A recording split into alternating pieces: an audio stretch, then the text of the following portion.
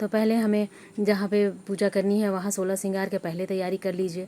इसके लिए हम माता रानी के लिए साड़ी लेंगे, हो सकता है तो आप लाल कलर की साड़ी लें, माता रानी को सभी चीज़ें लाल ही चढ़ती हैं।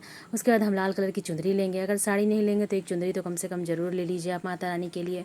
तो उसके बाद हम हल्दी लेंगे, माता रानी का 16 श्रृंगार में हल्दी का भी योगदान होता है, आप हल्दी भी ज़रूर रखिए। तो इस तरह से हमें हल्दी लेनी है, सिंदूर की डिबिया लेनी है या फिर सिंदूर लेना है। उसके बाद हम लाल रंग की चूड़ी लेंगे, माता रंग के लिए सभी चीज़ें आप लाल ही लें।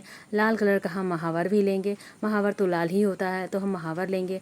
उसके बाद हम माता रानी के लिए सिंदूर या कहिए लेंगे, डिबिया, सिंदूर की डिबिया भी लेंगे और सिंदूर भी लेंगे। उसके बाद हम मेहंदी लेंगे। 16 श्रृंगार की सामग्री माता के लिए कंघी लेना है, आप जब भी पूजा करें तो माता को कंघी करने ज़रूर करें। उसके बाद हम बिंदी लेंगे, लाल रंग की बिंदी, लाल रंग का नेल पॉलिश लेंगे। उसके बाद हम माता को चोटी में लगाने के लिए एक गटरा रबड़ या जो कहिए। उसके बाद हम इत्र लेंगे, इत्र भी हमें ज़रूर लेना है। हम काजल लेंगे, माता रानी के 16 श्रृंगार में काजल लें। फिर एक हम शीशा लेंगे, इस तरह से ऐनक लेंगे माता रानी के श्रृंगार में, और हम फिर दक्षिणा रखेंगे। तो जो भी कमी रह जाती है वो हम दक्षिणा, उसके बाद हम थोड़े से चावल रखेंगे जो माता रानी का खोइछा होता है। तो इस तरह से हमें 16 श्रृंगार लेने हैं। 16 नहीं भी हो तो जितने भी हों उतने आप ज़रूर लीजिए, लेकिन इस तरह से हमें माता रानी का 16 श्रृंगार लेना है।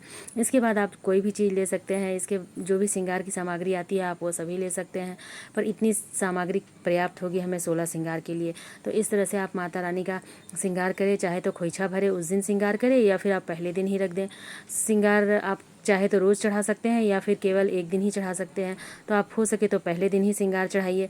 तो इस तरह से हमें माता रानी को 16 श्रृंगार चढ़ाने हैं। श्रृंगार आप ज़रूर चढ़ाइए माता रानी को।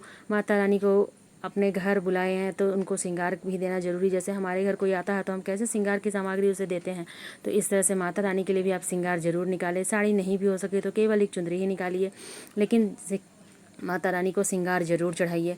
इस तरह से हमें अपने सुख सौभाग्य की वृद्धि के लिए माता रानी को श्रृंगार ज़रूर चढ़ाना चाहिए। तो आप पहले दिन पूजा करें उसी दिन श्रृंगार की सामग्री चढ़ा दें, या फिर आप नवमी के दिन खोइछा भरे कन्या पूजन करें उस दिन श्रृंगार की सामग्री चढ़ाएं, मगर चढ़ाइए ज़रूर श्रृंगार की सामग्री। तो इस तरह से आपको माता रानी को श्रृंगार का सामान चढ़ाना है। आपको मेरा छोटा सा वीडियो कैसा लगा कमेंट करके ज़रूर बताइएगा। जय माता दी दोस्तों।